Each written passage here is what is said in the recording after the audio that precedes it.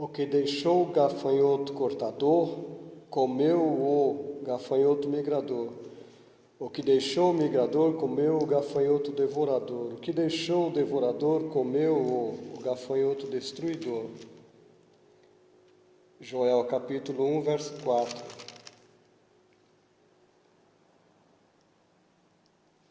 O cenário de destruição era total. O profeta Joel descreveu a destruição causada pelos gafanhotos.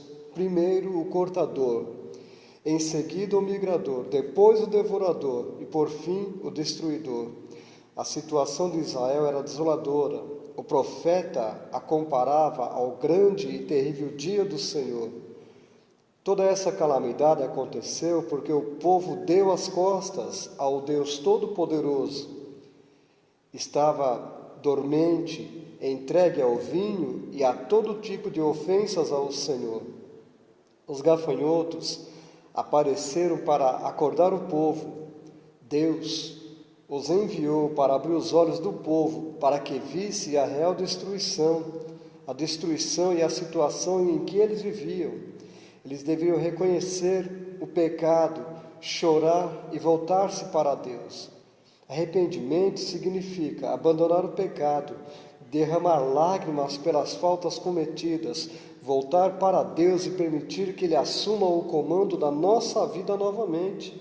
O arrependimento permite que o Senhor mude a sua condenação em bênção amorosa. Através dos gafanhotos, Deus convidou o povo a uma transformação.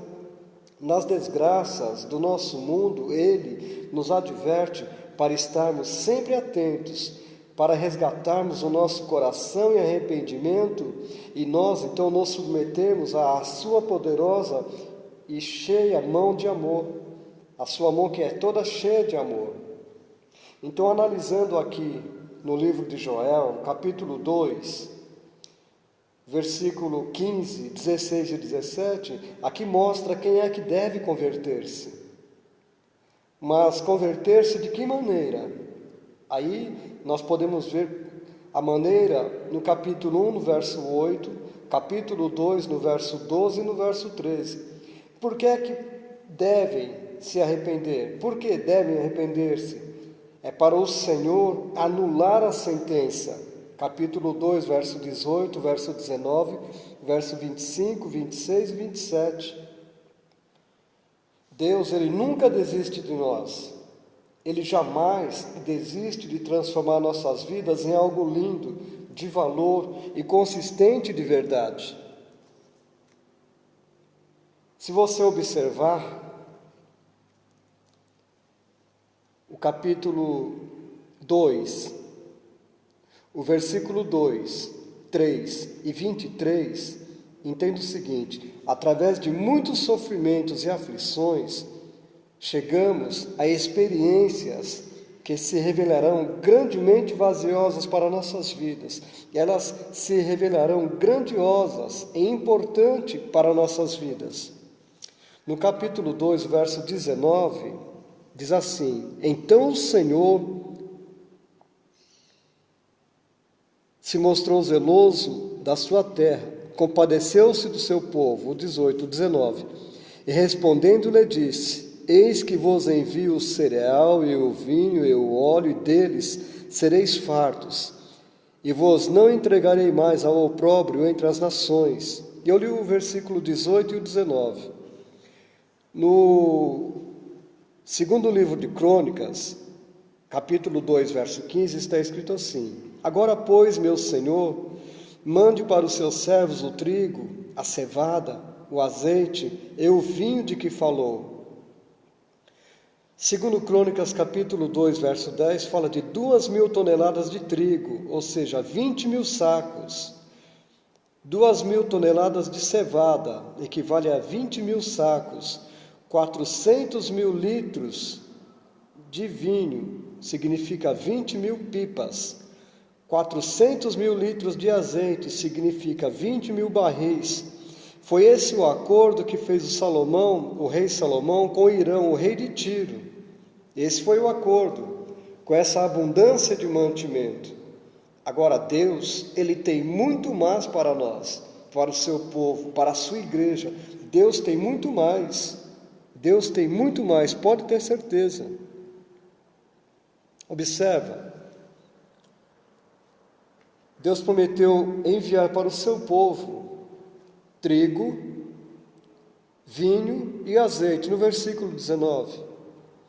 Após o povo de Israel reconstruir lá os muros da cidade, do seu país, 52 dias estava o povo trabalhando, e Deus fez uma grande obra ali. Em 52 dias foram reconstruídos os muros, mas o povo, acontece que eles pararam de trabalhar para Deus, eles pararam. Agora, eles estavam ocupados com eles mesmos. O povo passou 17 anos deixando a obra de Deus abandonada, a casa de Deus abandonada, a casa de Deus inacabada. Eles estavam ocupados com eles mesmos. Mas nós entendemos pela palavra de Deus, a Bíblia nos mostra em diversos lugares, de diversas formas, fala de diversas maneiras, o seguinte: que quem não prioriza Deus está fadado ao fracasso. O povo de Israel tinha virado as costas para Deus. E o que foi que Deus fez? Deus desamparou o povo.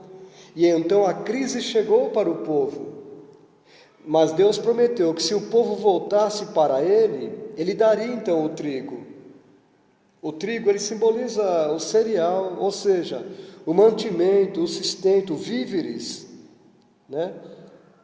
Prosperidade. O Senhor prometeu para eles.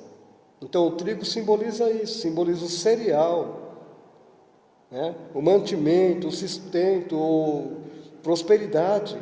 É o símbolo aqui, o trigo.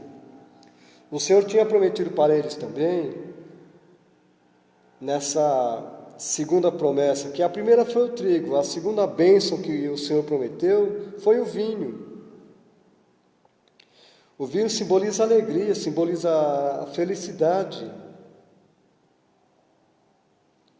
Nós vemos que tem um país muito rico na Europa, chamado Bélgica.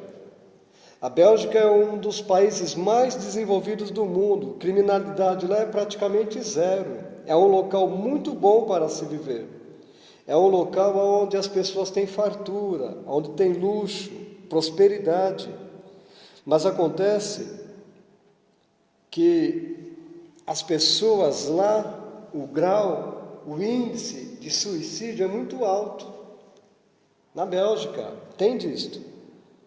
É um país onde as pessoas muito se suicidam. Então, nós podemos chegar à conclusão que a felicidade é algo que somente Deus pode dar. A felicidade é algo que apenas o Senhor pode dar para as pessoas. Nós temos que ver que hoje tem muitas pessoas que querem o trigo e o vinho. Por exemplo, as pessoas querem hoje, em muitos lugares, apenas desfrutar, pedir a Deus o cereal, o trigo, ou seja, a prosperidade, o sustento, o mantimento, aquilo que é material. E as pessoas querem também, elas querem o vinho, simbolicamente aqui falando, né, de felicidade, prazer, contentamento, apenas isso. Mas a Bíblia nos mostra, a palavra de Deus nos mostra que apenas isso não basta. Ainda está faltando algo. Não basta o alimento do corpo material, ou a alegria que as pessoas querem, ou a felicidade, vamos assim dizer, simbolizando aqui no trigo e no vinho. Deus havia prometido para Israel não apenas o sustento material, não apenas a alegria ou a felicidade. Deus ainda tinha prometido uma terceira coisa para eles. Está aqui no verso 19. O Senhor tinha prometido o óleo ou o azeite. O azeite. Na Europa, por exemplo, lá na Inglaterra, tem muitos templos enormes, de luxos, grandes, abandonados.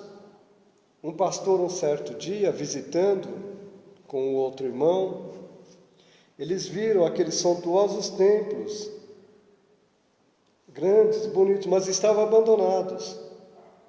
E a pessoa que mora lá na Inglaterra, o irmão que estava lá, disse para esse pastor que estava passeando lá, falou para ele: aqui já teve carros de luxo, já teve essas igrejas aqui todas lotadas, mas essas pessoas, esse luxo desapareceu daqui, porque estas pessoas tinham alegria, tinham bens materiais, mas nesses lugares aqui, nestas igrejas, faltou o azeite. Faltou azeite. Eles tinham bastante trigo, tinham bastante vinho, mas eles não tinham o azeite. Então nós sabemos que o azeite é a unção, é a presença de Deus, é a unção do Espírito Santo.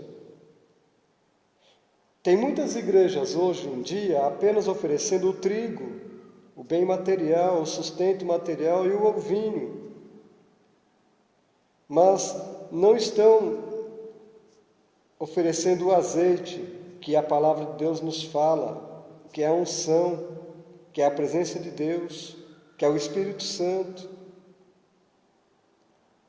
O povo de Israel era alimentado por Deus com o maná. O povo era alimentado com o maná. 40 anos naquele deserto, o pão dos anjos.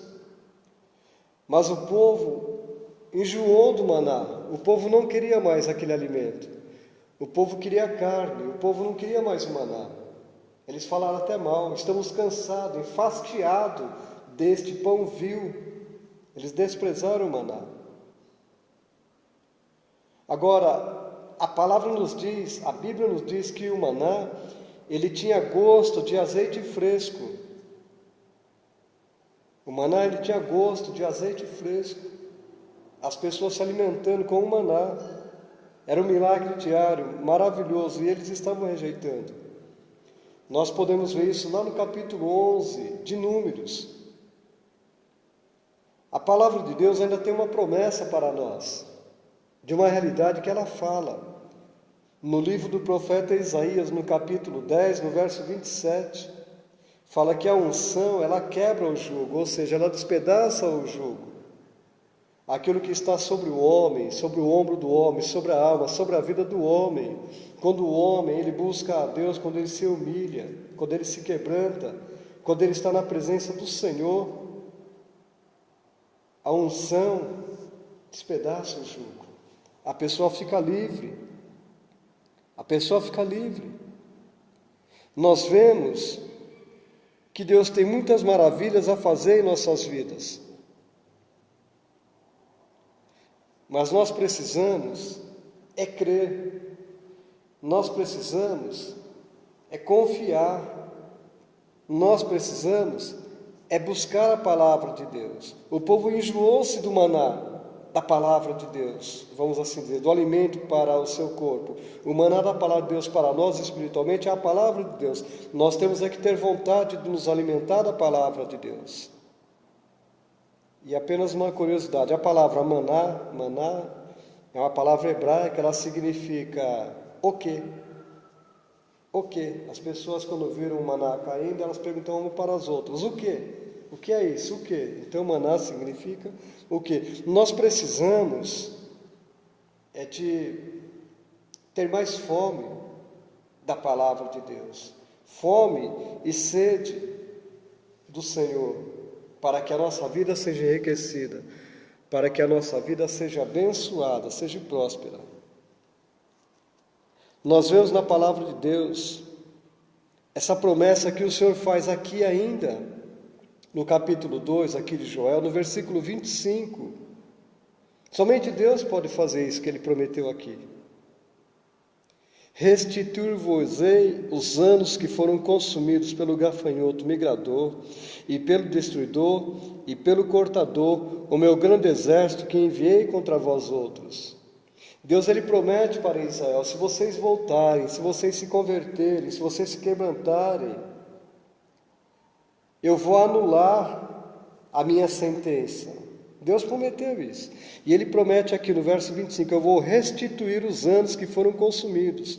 Restituir-vos-ei restituir-vos-ei os anos que foram consumidos. Deus devolve, Deus restaura o que foi destruído. Deus prometeu restituir. Uma senhora, ela, com medo em casa de que os ladrões roubassem a sua casa, ela pegou as joias que valiam muito, valiam mais ou menos quase 100 mil reais. Para ela era muito valor. E ela guardou tudo isso num saco plástico. Ela pegou as joias que ela tinha na casa, anel, brincos, pulseiras, gargantilha. Ela pegou e colocou tudo em um saco plástico na casa dela e escondeu muito bem para que, se um ladrão entrasse na casa e fosse roubar, que não roubassem as suas joias, que valiam aí por volta de 100 mil reais quase. E ela enrolou tudo e guardou num saco plástico. Mas acontece que foi passando os dias, foi passando o tempo, e ela esqueceu que ela fez isso. Então um dia ela foi fazer uma grande faxina na casa dela, e ela se esqueceu que as joias tinha colocado em um saco de lixo, num saco plástico. Então ela pegou e jogou o saco no lixo, junto com o outro lixo. Ela foi juntando tudo e pondo assim, juntou no lixo e pôs. Então os lixeiros, quando passaram, os coletores de lixo quando passaram, eles pegaram e recolheram o lixo. Aí passou alguns minutos, ela se lembrou que ela tinha colocado vários sacos, pequenos sacos de lixo, dentro de um grande saco de lixo, e ela lembrou das joias, e deu um desespero na mulher. Ela saiu correndo atrás do caminhão de lixo, e eles passaram, os lixeiros, eles passaram mais de 9 horas procurando pelo saco de lixo lá que ela colocou, embalagem lá que ela colocou as joias, por quase 9 horas. E foi um desespero, ela passou um medo, ela passou uma agonia muito grande, e conseguiu recuperar, mas já estava indo embora. Então Deus, voltando aqui para o verso 25, Ele promete restituir aquilo que já foi embora, aquilo que já foi perdido, aquilo que já foi levado. Ele promete, na nossa conversão, no nosso arrependimento, Ele promete anular o prejuízo. Ele restitui, Ele restaura, Ele resgata, Ele pode fazer tudo isso. Então, nós temos que confiar no Senhor, nós temos que confiar na graça de Deus. Nós precisamos fazer igual fez a palavra de Deus que Pedro falou: arrependei-vos, pois, e convertei-vos, para que sejam apagados, ou seja, cancelados os vossos pecados, e venham assim os tempos de refrigério pela presença do Senhor. É isso, nós precisamos cada vez mais buscar a presença de Deus, cada vez mais buscar a graça do Senhor.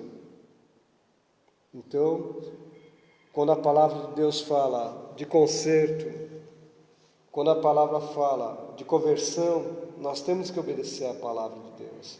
Nós temos que estar felizes em saber que Deus promete restituir, sarar, curar e nos abençoar.